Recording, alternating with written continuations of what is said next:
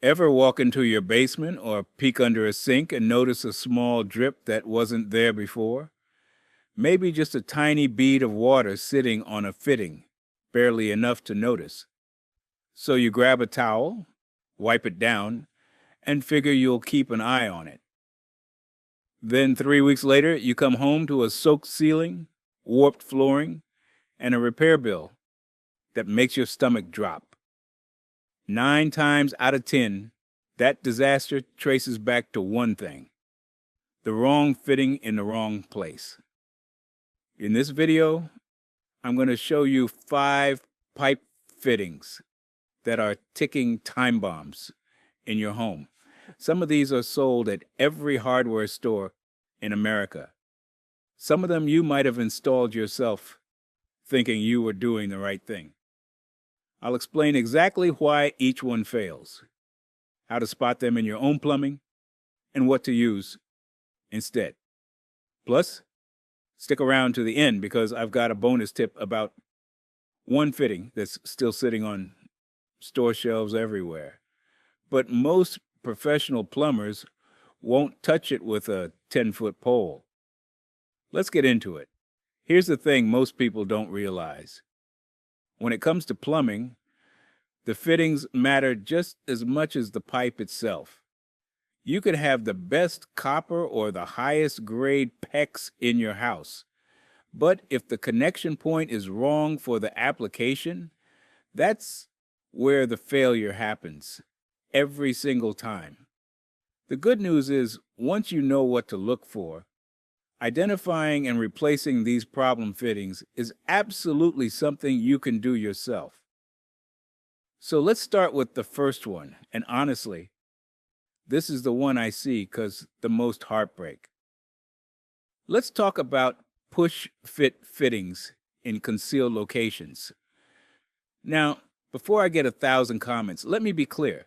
I'm not saying push-fit fittings are garbage across the board. For a quick repair under a sink where you can see the connection and get to it easily, they can be a real time saver.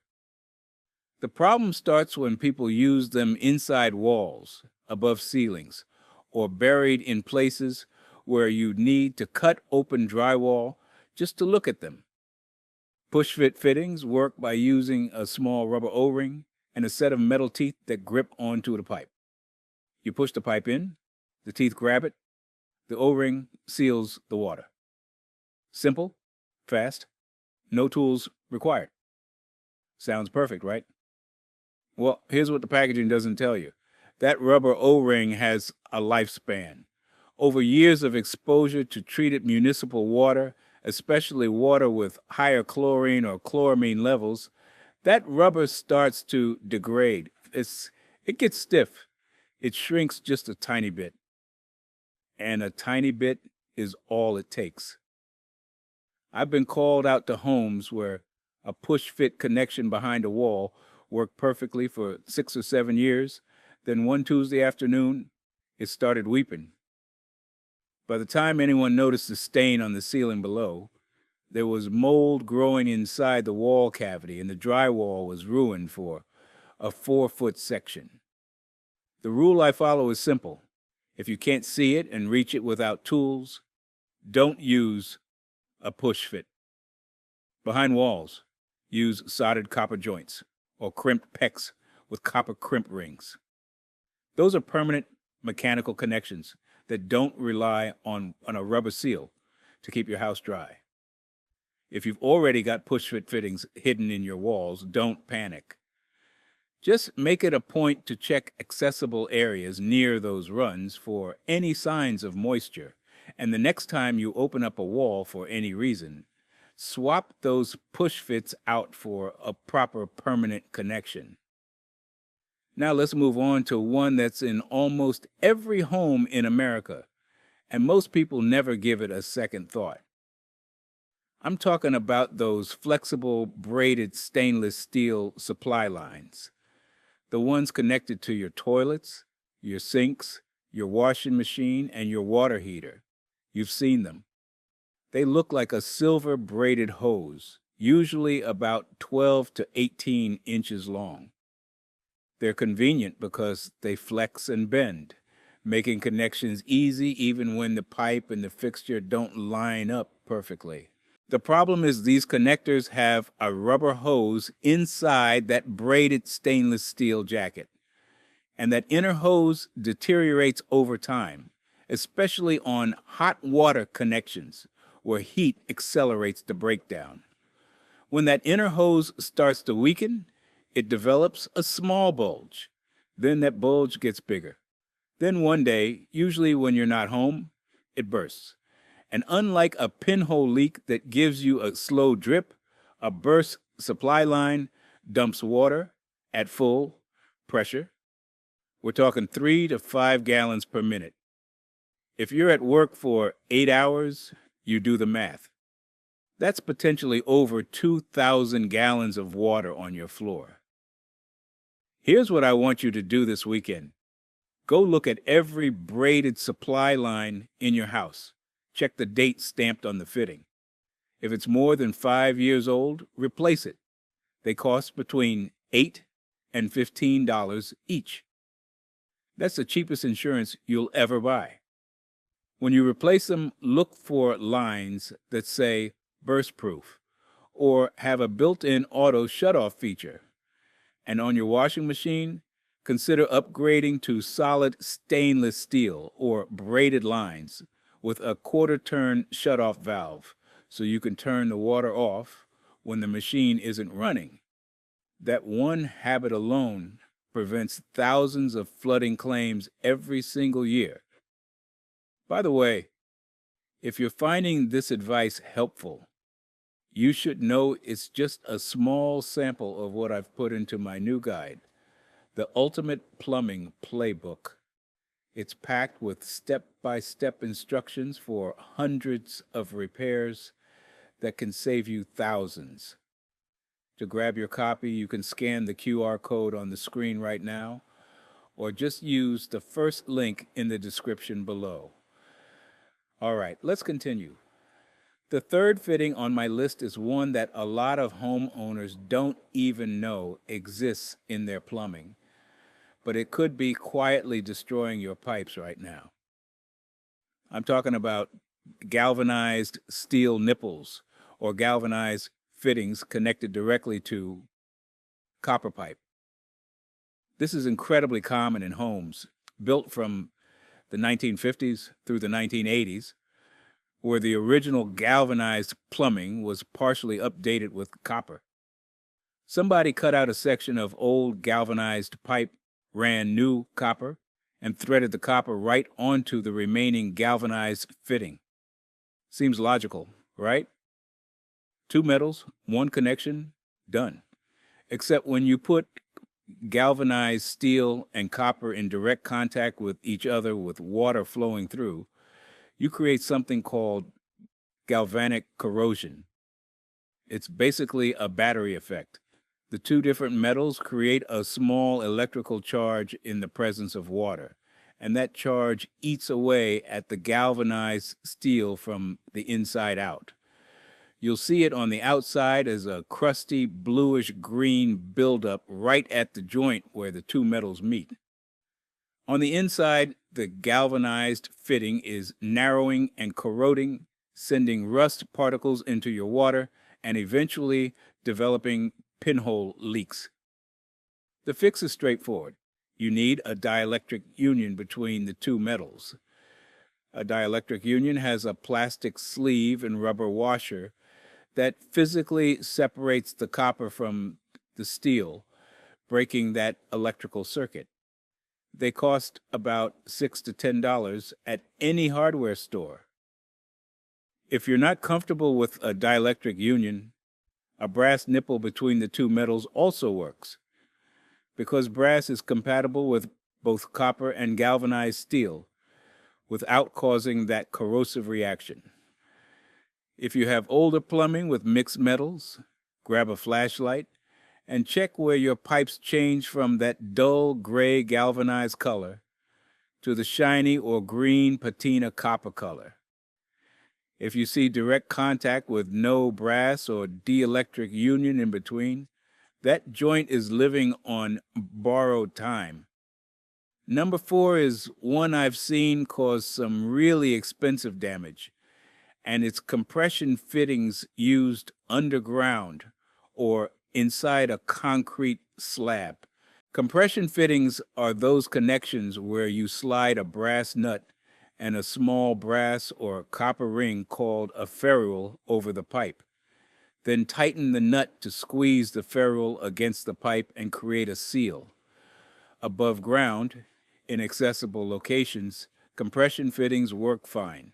They've been used for decades on supply stops and fixture connections. But underground or in a slab, they're a disaster waiting to happen. The reason is simple: soil shifts, concrete settles, even tiny movements, a fraction of an inch over the course of years, put stress on that compression joint. And unlike a soldered joint or a fusion welded connection that's essentially one solid piece, a compression fitting relies on that squeezed ferrule to hold everything together. Once the joint moves even slightly, the seal is compromised. Now you've got a leak under your foundation or in your yard, and finding it is a nightmare. Most building codes specifically prohibit compression fittings in concealed locations below grade for exactly this reason. If you're running pipe underground or through a slab, the connection needs to be soldered copper, properly glued, Schedule 40 PVC or CPVC, depending on the application, or approved mechanical couplings specifically rated for direct burial. If you're working on an older home and discover compression fittings under a slab during a renovation, take the time to replace them now. The cost of doing it while the slab is already open is a fraction of what you'll pay if that fitting fails after the concrete is poured back. The fifth fitting on my list is one that surprises a lot of people because it looks so similar to the right product. I'm talking about standard PVC fittings and pipe used on hot water lines. PVC and CPVC look almost identical. They're both plastic pipe, but there's a critical difference. Standard PVC, which is usually white, is rated for cold water and drain waste vent applications only. It has a maximum temperature rating of around 140 degrees Fahrenheit. CPVC, which is usually a cream or light tan color, is chemically treated to handle hot water up to 200 degrees Fahrenheit. When somebody uses regular white PVC on a hot water line, it might seem fine for a while. But over months and years, the hot water softens the PVC. The pipe starts to warp. The glued joints weaken. And eventually you get a joint failure or a blowout, usually at the fitting where the stress is concentrated. I've seen this most often in laundry rooms and water heater closets where someone did a quick repair and grabbed whatever pipe was closest. Here's how to check. Look at the pipe itself. It should have printing along the side that says either PVC or CPVC, along with its pressure rating and temperature rating. If you have white pipe on a hot water line and it says PVC, that needs to be replaced with CPVC or copper or PEX. It's not a matter of if it will fail, it's a matter of when. Let's talk about some common signs that these problem fittings might already be failing in your home, so you know what to watch for. First, green or bluish green crusty buildup around any pipe joint. That's oxidation and corrosion, and it almost always means moisture is escaping or metals are reacting. Don't just clean it off and forget about it. Investigate the connection underneath. Second, slow drips that seem to come and go. If a fitting drips when the water pressure is high, like early in the morning, but seems dry later in the day, that joint is on its way out. The seal is marginal and getting worse. Third, discolored water, especially rust-colored water when you first turn on a faucet. That's a sign of internal corrosion, often from galvanized to copper connections or deteriorating galvanized nipples. Fourth, any visible bulging on a braided supply line. Even a slight bulge means the inner hose is weakening. Replace it immediately. Don't wait. Fifth, pipe that looks warped, bowed, or sagging, especially plastic pipe. If CPVC or PVC looks like it's drooping between hangers, heat damage has already started. Check your temperature settings and verify the right material was used. Sixth, musty or moldy smells near walls or ceilings with no visible water.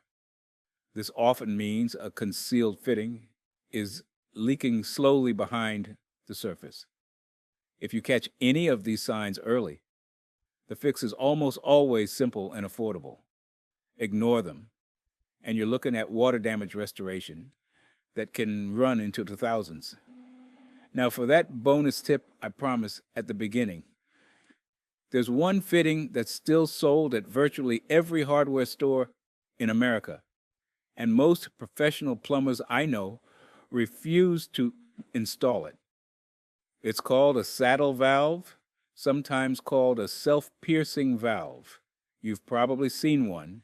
It's a small brass clamp that wraps around a copper pipe and has a needle that punctures a tiny hole in the pipe when you tighten the handle. They're commonly used to supply water to refrigerator ice makers and humidifiers. The appeal is obvious. No cutting pipe, no soldering, no special tools. You just clamp it on and tighten. The problem is that tiny puncture hole is rough and unfinished, which means mineral deposits build up on those jagged edges fast. Within a year or two, the flow slows to a trickle.